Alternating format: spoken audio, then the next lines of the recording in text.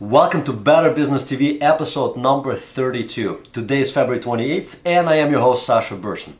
Well, the month is just about over. Today is the last work day of the month. I hope that you were on track. I hope that you hit your goals for the month. I hope you've done everything or almost everything you wanted to accomplish this month. Anyway, today I want to talk to you about something that drives me absolutely crazy.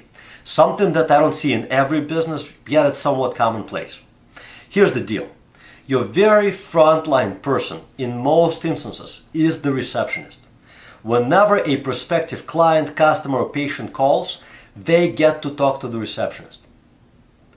1 out of 3 businesses that I talk to, their receptionist is the salesperson for the company, by default.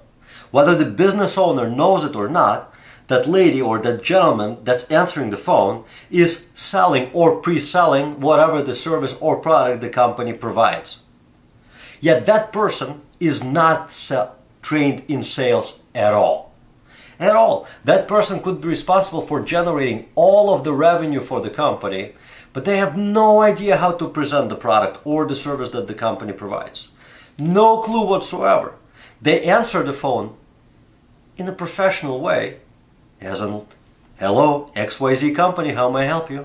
But from there on, they have no idea what to really say about the product or the service to get that prospective client, customer, patient to say, yeah, this is definitely for me, this is exactly what I was looking for. Most of the time, the receptionist is glorified 411. They provide information instead of piquing the interest of the prospect that calls. That applies to professional medical practices, that provides to educational companies that we work with, it applies to many businesses. And it drives me insane. Your receptionist, your front person, needs to know exactly what to say and how to say it, be very conversational, be very well qualified to do sales, be very well trained to do sales. And if that person is not, the excuse that I hear is, oh, I can't pay my receptionist more than I pay, whatever, 12, 15 bucks an hour. Well, that receptionist doesn't cost you 12, 15 bucks an hour.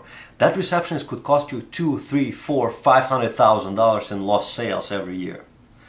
Think about that. If you add your profit margin to it, and let's say your profit margin is not very thick, it's 15, 20%, which is decent actually for most businesses. That means that your receptionist can cost you additional 40, 50, 60, 70, I don't know how many thousands, tens of thousands of dollars in pure profit. This is how much the untrained receptionist costs you. And it's not your receptionist's fault that he or she is not converting those prospects into either sales or into step 2 in the qualifying process. Prospects. It's not their fault. It's on you. It's the business owner that should know those things and make sure that the receptionist knows how to do it. If this applies to you, take the time to think about all the things that the people call and ask about. Talk to your receptionist, talk to the salespeople, and come up with a script. I know it's not easy to do, especially the first time you do it, but come up with a script that makes sense. Then train your receptionist to follow that script, yet train them to be very conversational. So never have them actually read off a script because that sounds so mechanical. No one will ever go into step 2. No one will ever buy if you sound very mechanical. So that receptionist needs to be fluid. She or he needs to know all the answers and all the questions that he or she needs to ask of the prospect. If you do that, I guarantee you, if you haven't done it in the past, I guarantee you, your sales will rise. That's it. That's the tip for the day.